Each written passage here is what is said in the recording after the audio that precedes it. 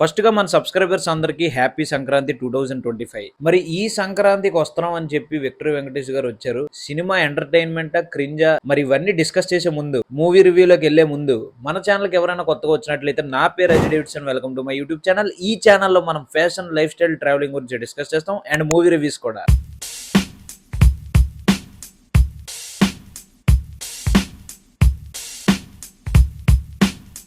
అస్సలు not expected from director Anil Ravipudi sir. ఎందుకంటే ఈ సినిమా చాలా క్రింజ్గా ఉంటుంది. కొంచెం భయపడ్డాను వెంకటేష్ పరువు ఎక్కడ పోతుందా అని.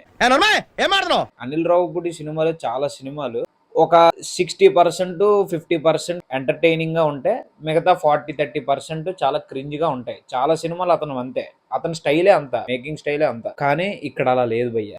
కంగ్రాచులేషన్స్ అండి. ఫుల్ ఎంజాయ్ చేశాను. క్లీన్ లుక్ లో కనిపిస్తాడు విక్టరీ వెంకటేష్. ఒక వింటేజ్ వెంకటేష్ చూసా. అసలు వెంకటేష్ గారు ఆ ఫిట్నెస్ ఏంటో నాకైతే అర్థం అవట్లేదు. 60 years అంటే ఎవరు నమ్మరు భయ్య. 40 years అన్న నమ్మేస్తారు.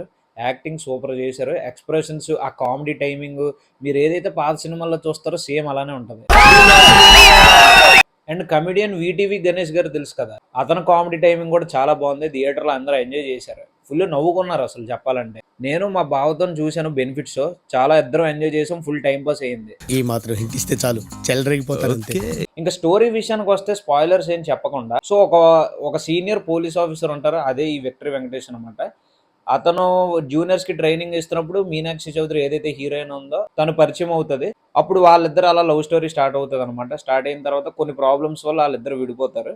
విడిపోయిన తర్వాత విక్టరీ వెంకటేష్ గారు ఏం చేస్తారంటే ఈ జాబ్ మీద కాన్సన్ట్రేట్ చేస్తారు. కానీ మధ్యలో ఈ గవర్నమెంట్, ఈ పాలిటిక్స్ ఇవన్నీ అవుతాయి కదా. సిన్సియర్ కాప్స్ ఎవరైతే వర్క్ చేస్తున్నారో వాళ్ళని తీసేయాలని చెప్పేసి విక్టరీ వెంకటేష్ గారిని సస్పెండ్ చేసేస్తారు. అయితే ఈ జాబ్ లేనిదే ఈ ఊర్లో ఎందుకు ఉండడం అని చెప్పేసి ఇంకా ఊరు వెళ్ళిపోతాడు. ఊరు వెళ్ళిపోయిన తర్వాత మెయిన్ హీరోయిన్ ఉంది చూసారు కదా, తమిళ హీరోయిన్ ఉంది కదా ఐశ్వర్య రాజేష్, తనతో రిలేషన్ లోకి వెళ్తాడు. వెళ్ళిన తర్వాత అక్కడ పెళ్లి చేసుకున్న తర్వాత మళ్ళీ 6 years తర్వాత వెంకటేష్ గారు అవసరం గవర్నమెంట్ కి వస్తుంది. సో ఏదైతే ఈ మీనాక్షి చౌదరి ఉందో తను వెళ్ళి వెంకటేష్ ని కలిసి ఒక ఆపరేషన్ ఉంటది అనమాట, ఒక మిషన్ ఉంటది. ఆ మిషన్ వెంకటేష్ చేయగలడు అని చెప్పి అది కొంచెం రొటీన్ స్టోరీ లాగే ఉంటది. కానీ ఫుల్ ఎంటర్టైనింగ్ వేలో తీశారు. చాలా బాగుంది, ఎక్కడా కూడా బోర్ కొట్టలేదు. ఇంకా అంతకుమించి ఏం చెప్పను, మళ్ళీ ఎక్కువ స్టోరీ చెప్పేస్తే ఇదేం పెద్ద స్టోరీ కాదు, normal story with full entertaining వేలో వెళ్తుంది అంతే అనమాట.